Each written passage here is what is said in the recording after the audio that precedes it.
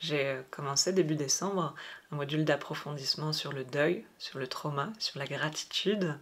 Et pour ceux qui me connaissent bien, vous savez à quel point ce sujet il est important pour moi.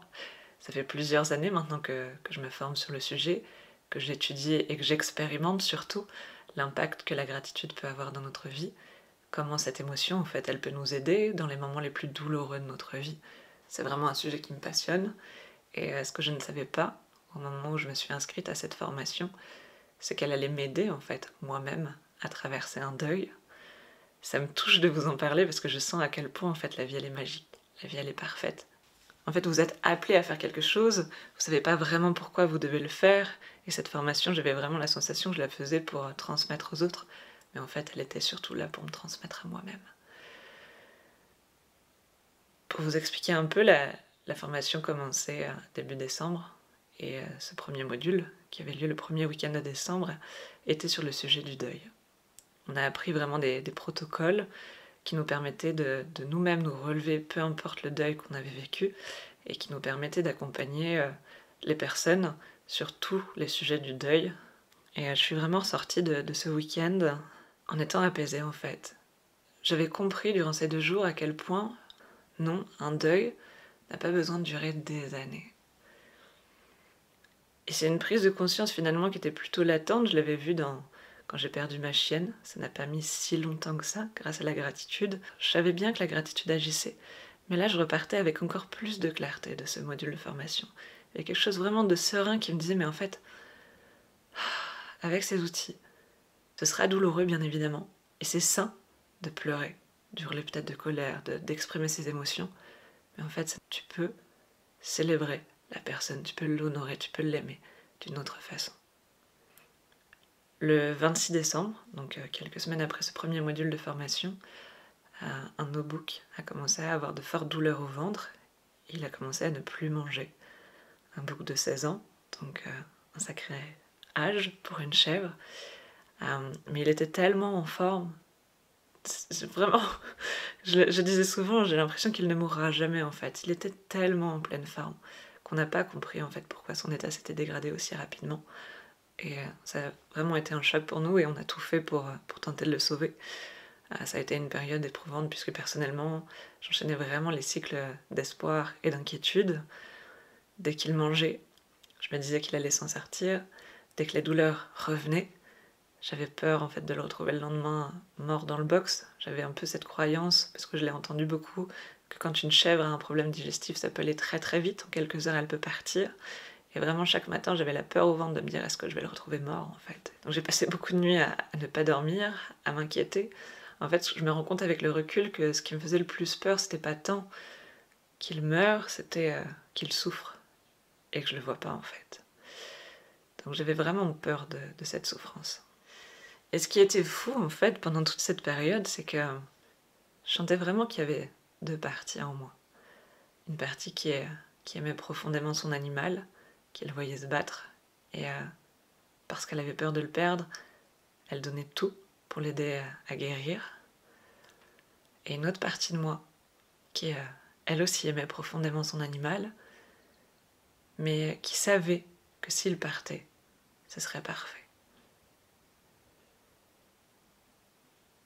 Et vraiment, ça a changé beaucoup de choses dans cette période qui a été difficile, de sentir cette sécurité au fond de moi. Bien évidemment, j'avais pas envie que ça arrive, bien évidemment, j'espérais l'avoir encore à mes côtés aujourd'hui, mais au fond, je savais que cette mort, si elle avait lieu, allait amener une autre naissance en fait.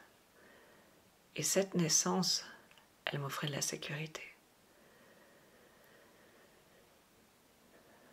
Donc on a passé 1 mois et demi à essayer de le sauver, et c'est ce qui s'est passé. Il a fini par partir, et ce qui me touche profondément, il y a beaucoup de choses qui me touchent dans cette histoire, mais ça c'est une des choses qui me touche le plus, je pense, c'est qu'il a choisi de partir le jour de mon 2e module d'approfondissement. Donc au moment où j'enregistre cet audio, c'était la semaine dernière. Ça a été un vrai cadeau pour moi de vivre ce moment si difficile, parce que le vétérinaire est intervenu et on a dû l'aider à partir. C'était un moment difficile, mais ça a été un cadeau pour moi de le vivre en étant entouré de personnes qui étaient dans la gratitude. Je ferai un autre audio sur ce sujet, autour de la culpabilité, l'euthanasie, la mort, parce que bien évidemment c'est des questionnements que j'ai eus. Mais là, je voudrais vraiment insister sur le fait que j'ai vraiment senti que la vie, elle prenait soin de moi. C'est une formation que je fais en ligne, par visio, et je pouvais être avec lui tout en écoutant mon formateur, et ça m'a permis de le vivre dans un état d'esprit relié à la gratitude en fait. Et ça a été un tel soutien. J'avais peu d'espace en fait pour cette partie de moi qui pouvait osciller émotionnellement. J'ai vraiment la sensation de l'avoir vécu dans cette partie sage de moi-même. Et c'est un tel cadeau. J'ai vraiment la sensation d'avoir été bordée, entourée, pour vivre ce départ en fait de la façon la plus douce possible. Et en plus de cet amour en fait que ça m'a permis de ressentir, de vivre, j'ai vraiment la sensation qu'il a choisi ce jour-là pour partir, comme pour me faire un clin d'œil en fait. Je vois vraiment un clin d'œil de mon animal, de la vie, qui me dit « Fonce, t'es vraiment sur le bon chemin ». Une partie de ta mission, c'est vraiment d'aider les personnes qui ont perdu leur animal ou un proche. T'es vraiment faite pour ça.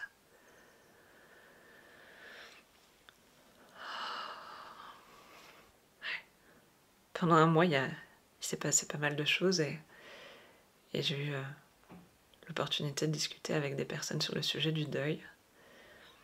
Et de toutes ces discussions, je ressors vraiment avec deux idées principales de nos échanges. La première, c'est cette croyance que non, un deuil ne se prépare pas. Aurélie, on ne peut jamais se préparer au départ d'un proche. Et la deuxième, qui m'a beaucoup touchée aussi, c'est Aurélie, c'est tellement douloureux que je ne préfère pas y penser. Donc pour la première idée, effectivement, on ne peut jamais vraiment savoir comment l'animal ou la personne va partir. Effectivement, il y a une part d'inconnu que l'on peut difficilement préparer. Ça a été mon cas par rapport à ce qui s'est passé avec Obama. Mais je reste convaincue qu'il y a plein de micro-sujets qu'on peut anticiper. Et la preuve en est la deuxième idée en fait. Si le simple fait de penser à la mort de votre animal vous fait osciller émotionnellement, c'est qu'on peut travailler déjà sur cette matière. Honnêtement, qu'est-ce qui va se passer le jour où votre animal va mourir si vous avez mis cette idée sous le tapis en fait? Ouais. Je suis vraiment persuadée que pour préparer la mort de notre animal et indirectement notre propre départ, parce que nous aussi on va tous mourir un jour, je me dis on peut vraiment travailler sur déjà notre rapport à la mort, nos croyances autour de la mort, aussi nos croyances autour de la vie après la mort. On peut aussi anticiper cette sensation de manque, parce qu'on sait que certains comportements vont nous manquer, donc qu'est-ce qu'on peut faire pour préparer ça? On peut aussi développer notre résilience, c'est ce que je fais personnellement avec tout ce travail autour de la gratitude. À force de traverser des événements difficiles et de m'en relever, forcément j'ai plus de certitude qu'après la mort d'un proche ou d'un animal, ce sera possible pour moi de me relever. On peut développer aussi notre spiritualité, on peut guérir de nos traumas passés. Parce que souvent, si on a peur de la mort, c'est que d'autres morts auront été difficiles et qu'elles nous font osciller émotionnellement encore aujourd'hui. Moi, je l'ai senti, avec Obama justement. Il y a beaucoup d'éléments dans la façon dont il est parti qui ressemblaient au départ d'anciens animaux. Et à un moment donné, ça a été très douloureux pour moi parce que tout est remonté d'un coup. Et ça a duré l'espace d'une journée où j'avais la sensation de revivre tous ces précédents deuils. Et à la fin de cette journée où je chantais la vague redescendre, j'avais beaucoup de gratitude pour avoir rééquilibré mes perceptions en fait sur ces événements précédemment. Parce que dans cette vague, je voyais tout ce que ça m'avait apporté en fait. Et cette vague, elle me permettait d'aller encore plus loin dans la gratitude. Mais sans ce travail-là, j'aurais été submergée par le deuil d'Obama et le deuil de tous ces animaux qui n'étaient pas réglés. Ça aurait été lourd à porter. Donc vraiment, je pense qu'il y a plein de micro-racines que l'on peut déjà apaiser pour rendre ce départ plus facile. Ne pensez pas que je suis en train de dire que grâce à la gratitude ou à ce travail préparatoire, il n'y aura plus de souffrance. C'est pas ce que je dis. Il y a eu plein de moments dans ce dernier mois et demi qui ont été douloureux. Il y a eu plein de moments où je me suis effondrée en larmes dans les bras de mon compagnon, de douleur en fait, et de tristesse. Mais quand je les vivais, quand je les traversais, j'avais la certitude au fond que je me relèverais. Et là, on est quelques jours après le départ d'Obama, et je suis là à vous faire ce podcast. J'en aurais été incapable auparavant. Donc je dis juste que ça n'enlèvera pas la douleur. Ça la fera juste durer beaucoup moins longtemps. Ça ouvrira votre cœur beaucoup plus rapidement. Et ce sera bien plus facile pour vous de vous laisser traverser par cette douleur et d'en faire quelque chose. C'est donc vraiment l'intention que j'ai pour ce podcast. Vous partager les clés qui m'ont permis de traverser cette douleur plus facilement.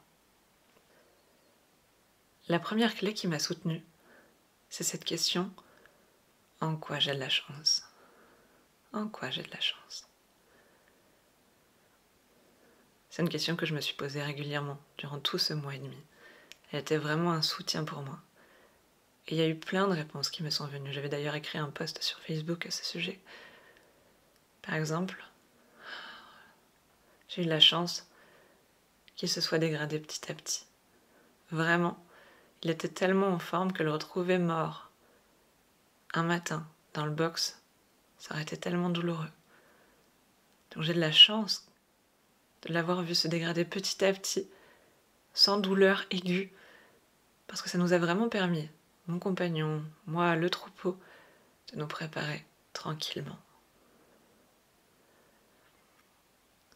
Durant ce mois et demi, ça nous a aussi permis de rencontrer des professionnels compétents, des professionnels bienveillants qui nous ont soutenus en fait à chaque étape de sa maladie. On a eu aussi tous ces petits moments où il se sentait bien, où on a su profiter vraiment avec de l'intensité. Ouais. Je me souviens de ces rayons de soleil sur notre peau qui devenaient soudainement tellement importants.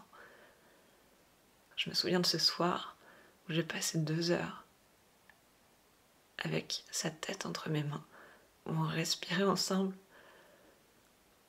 J'avais jamais vécu ça avec lui et ça a été l'un des plus beaux moments que j'ai vécu avec lui, je pense. Juste être là, à respirer ensemble et à sentir cet amour qui nous reliait. Ouais, j'ai eu la chance de vivre ça.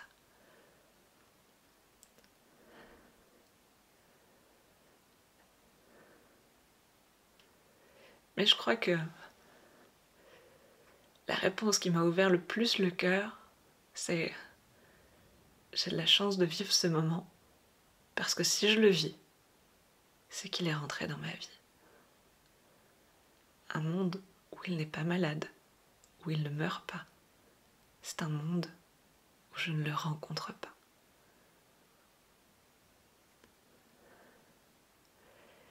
Et ça, j'ai vraiment senti que la perte n'était pas de potentiellement le perdre aujourd'hui. La vraie perte aurait été de ne jamais le rencontrer. Et pour ça, j'ai tellement de chance d'avoir passé ces 12 années à ses côtés. Ouais.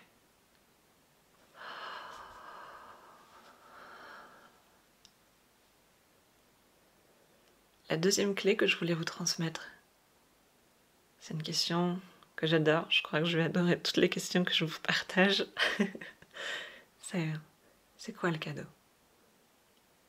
J'imagine que cette question, elle n'est pas forcément évidente à se poser quand on n'a pas l'habitude de se la poser. On a du mal à se dire qu'il y a un cadeau au départ d'un animal ou d'un proche. Personnellement, cette question, elle est assez simple pour moi à me poser parce que ça fait très longtemps que je me la pose. Et j'avais fait tout un travail sur moi où j'ai senti en fait à quel point chaque départ que j'ai pu vivre par le passé m'avait apporté et m'avait fait grandir. Vraiment, j'ai cette certitude au fond de moi que, aussi douloureux soit-il, chaque départ est un cadeau en fait. Je ne suis pas en train de dire qu'il n'y a pas de douleur, je dis juste qu'à la hauteur de la douleur, il y a aussi un cadeau. Et quand on voit les deux, on s'apaise. On souffre, parce qu'on perçoit plus d'inconvénients à vivre ce qu'on vit que d'avantages. Et pour sortir de la souffrance, il s'agit juste de rééquilibrer ses perceptions et voir que ça nous apporte à nous aussi. Donc finalement, avec tout cet entraînement, j'avais même plus besoin de répondre à cette question pour vraiment sentir qu'il y avait des cadeaux. Ça qui est magique, en fait, juste le fait de se poser la question en quoi c'est un cadeau suffisait à ce que je bascule dans la gratitude. Je trouve ça tellement puissant, en fait, cette idée de juste se poser cette question pour en ressentir les effets. Après, je me suis pas arrêtée au simple fait de me poser la question. Et il y a eu plusieurs cadeaux que j'ai identifiés, bien évidemment. Je vais pas tous vous les partager parce que ça rendrait ce podcast beaucoup trop long, déjà qu'il va l'être. Mais un des cadeaux qui me touche le plus, c'est ce qu'il m'a montré de moi, en fait, durant ce mois et demi. Il m'a montré tout l'amour que j'avais en moi, cet amour que je lui ai offert, malgré la fatigue, malgré la peur. Il y avait toujours beaucoup de présence, beaucoup d'amour. Et ça me touche à nouveau de reconnecter à tous ces moments où je ressentais tellement de l'amour pour lui. J'avais tellement envie en soi qu'il s'en sorte. Et je le sentais bien, presque en train de sourire, de me voir distribuer cet amour, comme s'il me disait en fait, tout cet amour que tu arrives à m'offrir, que tu arrives facilement à offrir aux animaux, il est temps aujourd'hui que tu t'autorises à l'offrir dans ton couple, dans ta famille, dans ton entreprise, dans ta vie, et aussi à toi-même.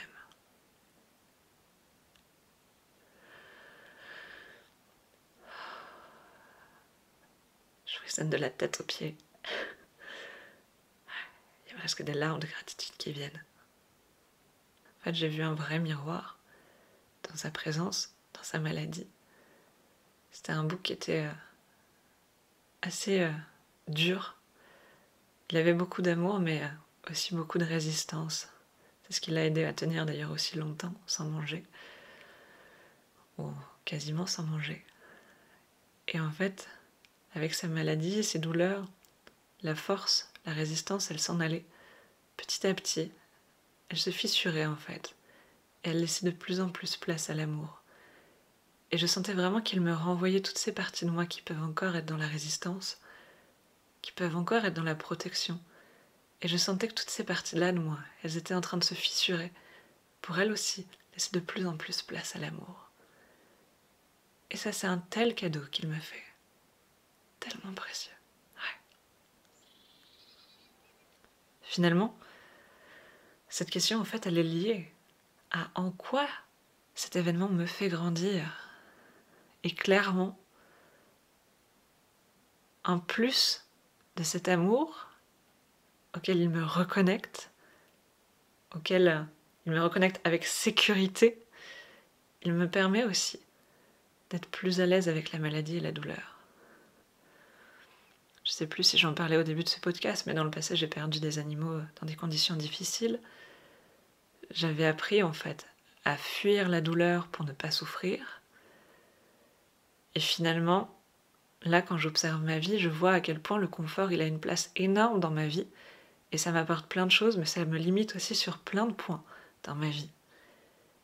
Et là, il m'a vraiment permis, dans ce mois et demi où il y avait de la douleur, il y avait du bien-être, de la douleur, du bien-être, de la douleur, il m'a vraiment permis de voir à quel point la douleur n'était pas un problème en soi, en fait. À quel point on pouvait se laisser traverser par elle. Il nous a tellement inspirés par sa façon de la vivre. Pour moi, c'est vraiment un modèle d'inspiration où la douleur n'est plus un problème. Et ce qui est fou, c'est que j'avais commandé pour Noël le livre de David Goggins qui parle de ce rapport à la douleur. Et j'avais vraiment la sensation d'avoir un exemple à la maison qui incarnait ce qu'il disait. Et là, en quoi il me fait grandir vraiment? Il m'apprend que je n'ai plus besoin aujourd'hui de me réfugier dans le confort parce que je sais être à l'aise avec la maladie et la douleur. C'est vraiment un point important et j'en ferai un autre podcast parce qu'il y a plein de subtilités que j'aimerais vous partager. Tout ce rapport à la douleur, à la souffrance, je pense qu'il y a beaucoup de choses sur lesquelles on pourrait grandir aujourd'hui.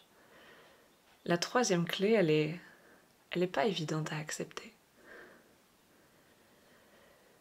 Surtout, je dirais, dans notre société, où on a été conditionné à croire que si on ne pleure pas, c'est qu'on n'aime pas.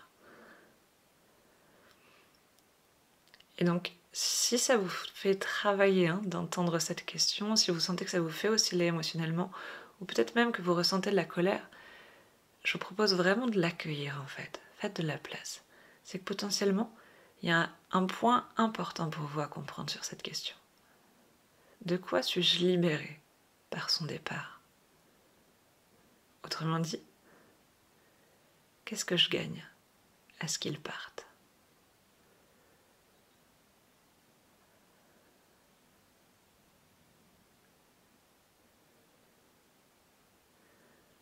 En fait, cette question, elle met en évidence un mécanisme qui est très intéressant dans le deuil. C'est quand la personne ou l'animal meurt, on a souvent cette tendance à l'idéaliser. On retient tout ce qui était parfait et c'est ça en fait qui rend le deuil encore plus difficile à vivre. La personne était que parfaite. Il n'y avait que des avantages à avoir cet animal dans notre vie. Mais honnêtement, ce n'est pas vrai. Chez toute personne ou chez tout animal, il y a des inconvénients, il y a des défauts, il y a des comportements qui nous agacent. Et il s'agit aussi d'être honnête. Quand la personne meurt, quand l'animal meurt, de se rendre compte qu'on est aussi libéré de ces comportements-là. Et c'est pas parce qu'on le reconnaît, on se dit oui effectivement sur ce point-là, il était difficile à vivre, qu'on n'aime pas la personne. C'est juste qu'on est objectif. Idéaliser la personne, c'est pas forcément l'aimer en fait. C'est vraiment un point important. Voir que ses qualités, ce n'est pas forcément l'aimer. Avoir une vision complète de la personne, voir ses défauts et continuer à l'aimer, ça c'est vraiment l'amour.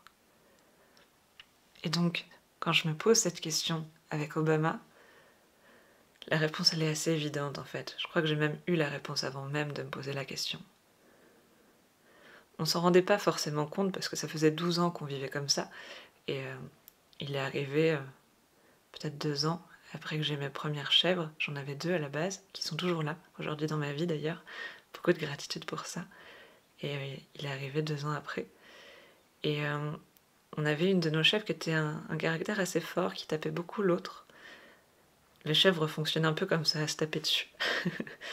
Et Obama, quand il est arrivé, a adopté lui aussi ce comportement-là, et on avait eu des échos que dans sa famille précédente, il était vraiment rentre-dedans. C'était lui qui mangeait en premier, il tapait les autres pour avoir accès à la nourriture en premier.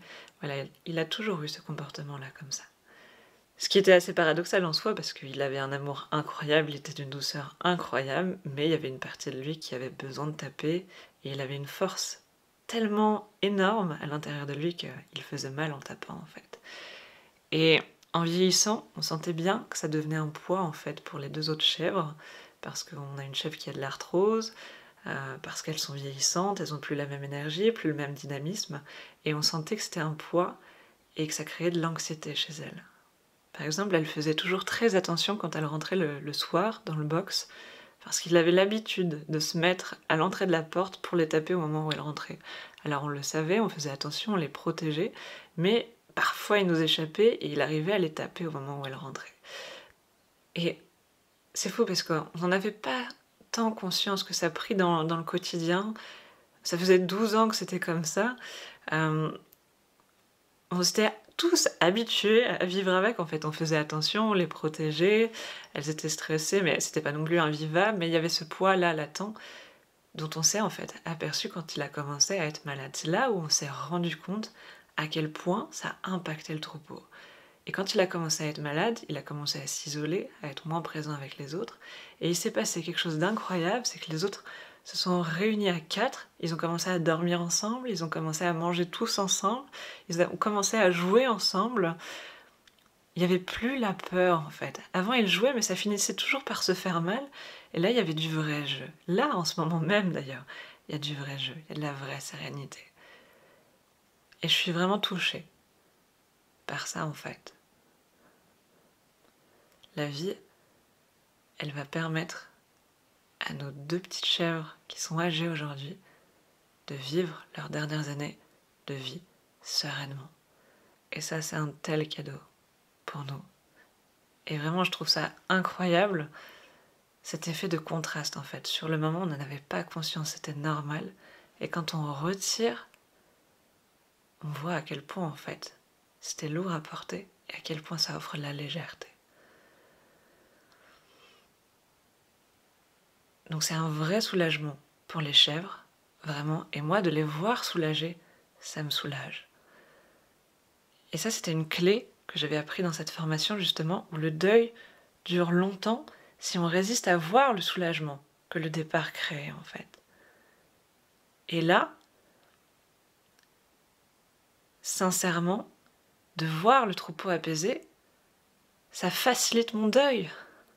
Et en plus de ça, personnellement, moi je sens que ça me fait grandir en fait. Parce que comme je le disais, j'ai moi aussi des zones où je me protège encore. Et ça me permet de me rendre compte du poids, de l'énergie que ça me prend à maintenir ces zones qui se protègent dans ma vie. Et là, avec son départ, avec la légèreté que ça amène, ça me donne envie en fait de laisser petit à petit couler ces résistances et de les remplacer par de l'amour. Donc je vous souhaite vraiment de profiter de cette 3e clé et de voir qu'est-ce que vous gagnerez à ce que votre animal parte. Et si vous n'avez pas la réponse, laissez juste cette question résonner. Ça va déjà agir, faites confiance. La 4e clé, c'est une question qui m'a portée pendant ce mois et demi. C'est une autre question qui peut faire un peu osciller émotionnellement. J'aime bien les questions qui nous emmènent en dehors de notre façon de penser. C'est vraiment là où on grandit le plus, quand on se pose des questions qu'on n'a pas l'habitude de se poser. Et la question qui était là, c'était vraiment, c'est quoi le problème de mourir? Posez-vous cette question vraiment honnêtement. C'est quoi le problème de mourir? Personnellement, je me suis posé cette question dans tous les sens. Et ma conclusion, c'est qu'il n'y a pas de problème.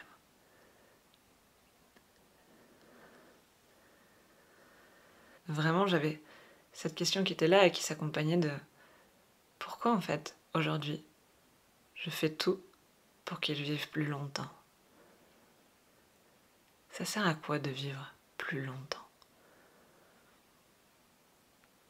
Ça m'a pas empêché de tout donner pour le sauver, d'essayer de le soigner, d'être là pour lui chaque jour, mais ça m'a offert une sécurité et une sérénité à nouveau, plus de légèreté, dans le sens où je mettais des choses en place pour qu'il continue de vivre, tout en sachant que si c'était pas le cas, s'il finissait par partir, ce serait ok, parce qu'en soi, il n'y a pas de problème à ce qu'il parte aujourd'hui.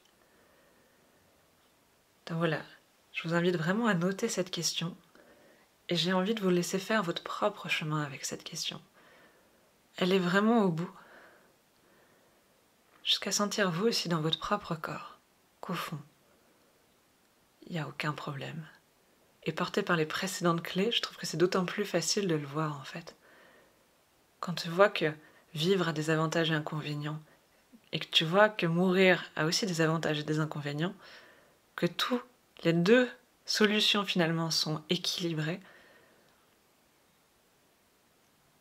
les problèmes ils s'effondrent en fait. Et il y a de la sérénité qui prend la place.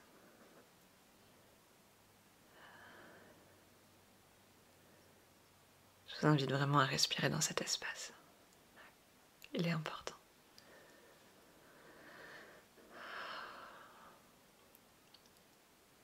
La 5e et dernière clé que je voulais vous partager, c'est une autre clé que j'adore. Vous l'aurez compris, je suis vraiment passionnée par la gratitude. Sous quelle forme l'animal il restera toujours présent?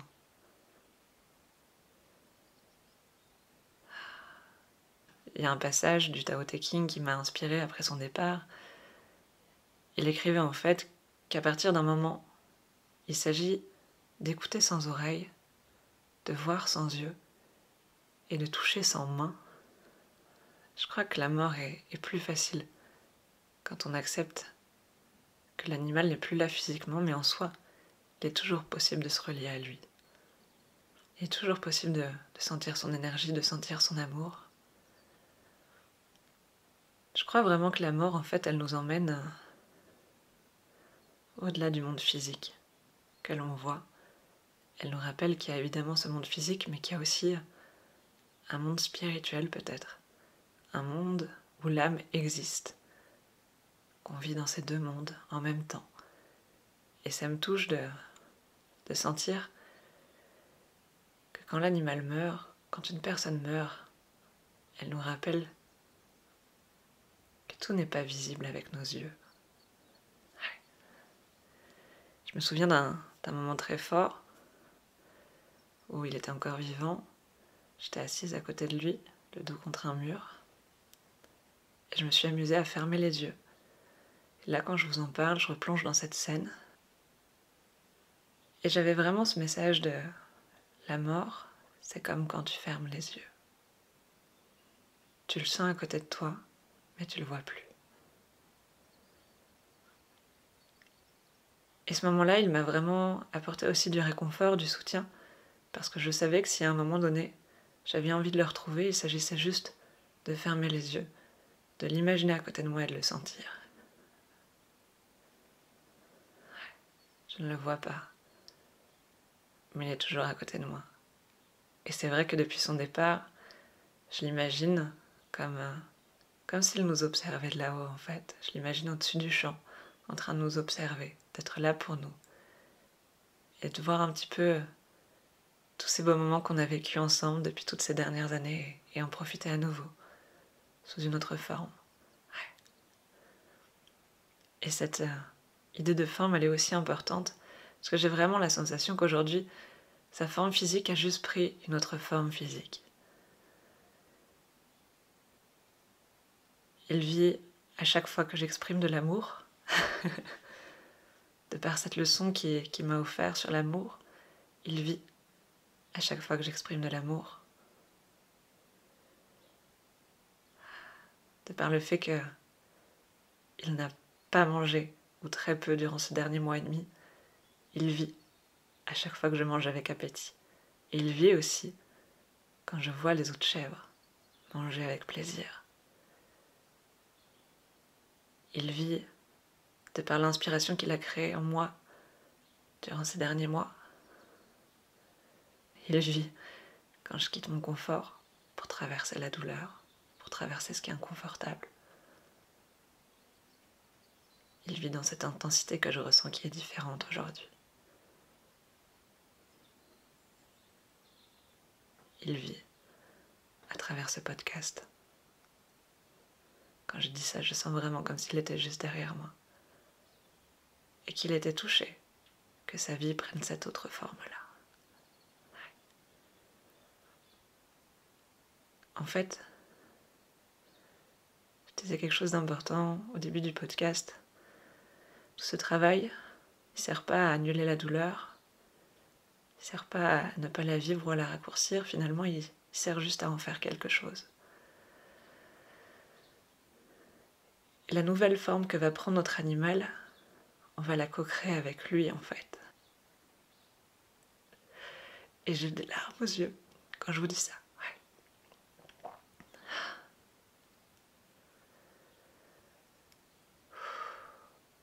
Comment j'ai envie de l'honorer. Comment j'ai envie d'honorer tout ce qu'il m'a enseigné.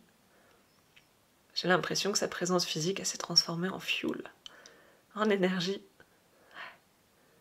J'ai l'impression d'avoir encore plus d'énergie disponible pour transmettre mon message, pour accompagner l'humain, pour l'aider à voir la beauté, pour l'aider à donner du sens à ce qu'il a vécu.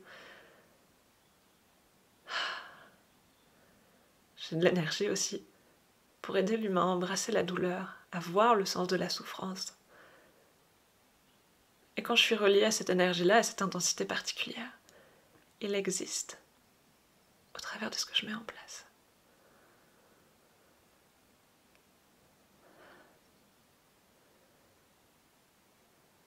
L'animal ne disparaît pas. Il prend juste une autre forme. À travers nous, il prend une autre forme. Et ça, le reconnaître, ça fait tellement du bien. Je vous remercie pour avoir été au bout de ces 5 clés J'ai vraiment la sensation d'avoir fait un voyage avec vous. Comme je disais, d'avoir honoré tout ce qu'il m'a transmis au travers de ce podcast. Je crois sincèrement qu'il n'y a pas besoin d'attendre que son animal soit malade pour affecter ce travail et commencer à penser différemment. Il y a un passage que j'aime beaucoup d'ailleurs sur la mort, sur l'ange de la mort dans les 4 accords toltèques. Je vais vous le lire. C'est dans le passage « L'initiation de la mort, embrassez l'ange de la mort ». Si vous avez le livre, je vous invite vraiment à lire l'entièreté de ce passage. Il dit « Le dernier moyen pour atteindre la liberté personnelle est de se préparer à l'initiation de la mort, c'est-à-dire de prendre la mort elle-même comme instructeur. L'ange de la mort peut nous enseigner comment être vraiment vivant, comment le devenir. Nous devenons conscients qu'on peut mourir à tout moment. Seul le présent nous permet d'être vivants. La vérité est qu'on ne sait pas si on sera encore vivant demain. Qui le sait? On pense avoir de nombreuses années devant soi, mais est-ce le cas? Et un autre passage que j'aime beaucoup. Voilà ce que l'ange de la mort nous enseigne dans la voie toltèque. Il vient à nous et nous dit « Vois-tu, tout ce qui existe ici m'appartient, ce n'est pas à toi. Ta maison, ton conjoint, tes enfants, ta voiture, ta carrière, ton argent, tout m'appartient et je peux te le reprendre quand je veux, mais pour l'instant, tu peux en faire l'usage. » Vraiment, je pense que cette question de préparation au départ de notre animal, d'un proche, ou même de notre propre départ est tellement important pour vivre notre vie intensément. Je crois vraiment que rester dans sa zone de confort en faisant semblant que la mort n'existe pas, c'est vivre une vie qui n'est pas totalement vivante. Je crois vraiment que la mort, elle vient donner une intensité. Je le sens vraiment avec Oslo, par exemple, qui est un cheval qui a bouleversé ma vie et auquel je suis très attachée, que j'aime profondément. Et avant, je me croyais incapable de traverser son départ. Avant, je me disais, le jour où il partira, je serai détruite. Je ne pourrai plus être qui je suis sans lui. Mais en fait, plus je fais ce travail, plus je me pose ces questions, plus je réalise, en fait, que le jour où il partira, la boucle sera bouclée, en fait. Ce sera le moment pour moi de mettre en application tout ce qu'il m'a appris. Quand l'animal reste à nos côtés, on devient dépendant de lui pour vivre son enseignement, alors que quand il part, il nous laisse la porte ouverte pour qu'on devienne autonome. C'est là où le vrai jeu commence. Est-ce que tu as compris tout ce que je t'ai enseigné? Ouais. C'est comme s'il nous posait cette question-là quand il partait. Donc vraiment, je crois que chaque jour, j'ai une petite pensée qui me dit profite, parce que potentiellement, ça peut être ta dernière journée. Profite, parce que potentiellement, tes animaux y vont partir. Profites-en à chaque instant, tout en sachant que le jour où ils partiront, le jour où tu partiras, ce sera parfait. Je me répète, mais vraiment pour l'ancrer. Ça offre une telle sécurité de vivre sa vie en se préparant à ce qui pourrait arriver. Pas par peur, mais par amour pour soi. Donc on arrive à la fin de ce podcast. N'hésitez pas vraiment à me partager ce que vous retenez. Qu'est-ce que vous avez envie de retenir de ce podcast? Qu'est-ce que vous avez envie d'appliquer dans votre vie? Quelles questions vous avez envie de vous poser? J'aurai vraiment plaisir à vous lire, et dans tous les cas, que je vous lise ou non, je vous souhaite de mettre de la valeur sur ces outils. Ça peut faire une vraie différence dans votre vie. De toute façon, je fais confiance à la vie pour que vous n'ayez pas le choix, au bout d'un moment, de vous poser ces questions. Prenez soin de vous, et à très bientôt.